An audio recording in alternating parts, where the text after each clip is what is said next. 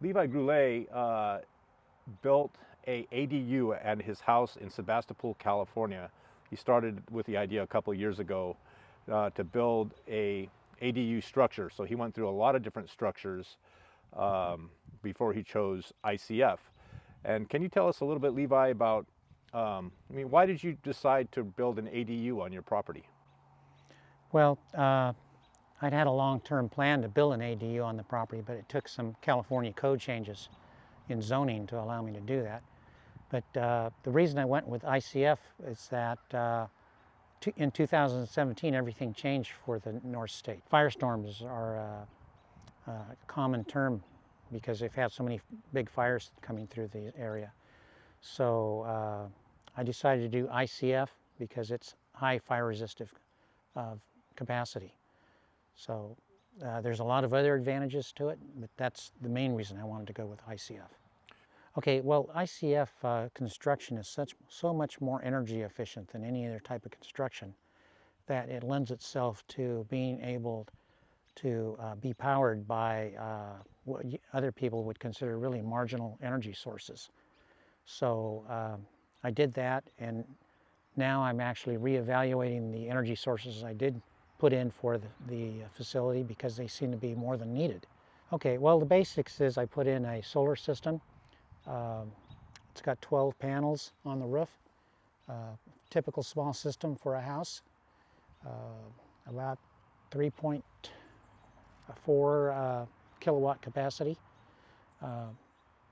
And even though it's quite small, the net metering that it works off of will allow it to run about break even for the year in terms of power usage. So that's for starters, but along the way I actually was going to use natural gas to heat the house and provide cooking fuel, but some of the rule changes over the time that it was being built, for instance, most people want to move away from natural gas now because it produces too much CO2. So I switched the house to all electric. And of course that takes more power, but it turns out that it fits in. So the next thing I did is I added a geothermal. Well, the idea with geothermal is that you're going to use a heat pump to extract heat from the ground instead of the air, which is pretty typical for most air conditioning systems.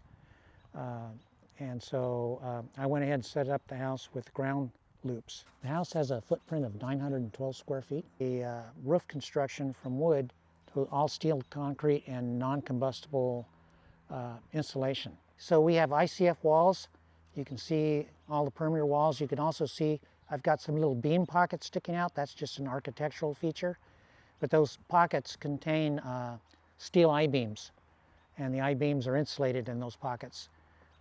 Those steel I-beams are supporting steel deck commercial floor decking, which has 4 inches of concrete poured on top of it. That system was then covered with 5 inches of high-density rock wool. It's designed for roof use. How did you attach that to the concrete? We used a long shoot-in type of fastener. A Hilti? It's a Hilti fastener. Okay. It's designed to hold down hard roof material or hard insulation. How about giving us a tour of the house? Yeah, let's go ahead and go take a look. Tell us. Okay, well, it's pretty simple, an open floor plan. We've got kind of like a living room, dining area right here. And dining area is kind of like right here. We got a little breakfast bar that you can sit at. And then this area flows into a kitchen, double sink kitchen with an electric stove, refrigerator down at the end, lots of cabinets, and a serving bar on the opposite side.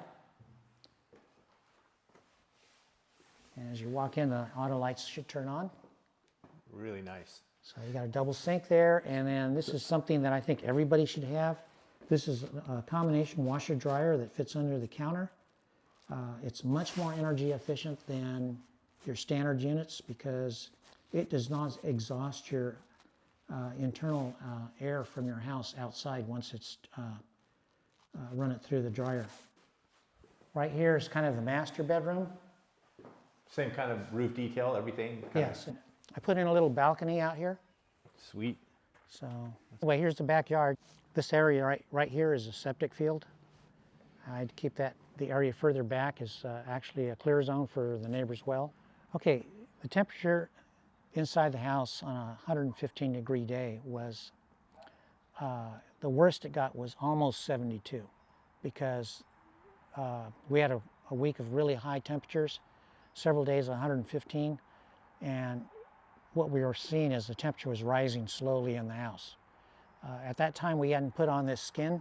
This is a insulative stucco skin, and we left the window shades up, so it was more likely to heat up like that. But at this point now, with the extra insulation, it's going to heat up even slower.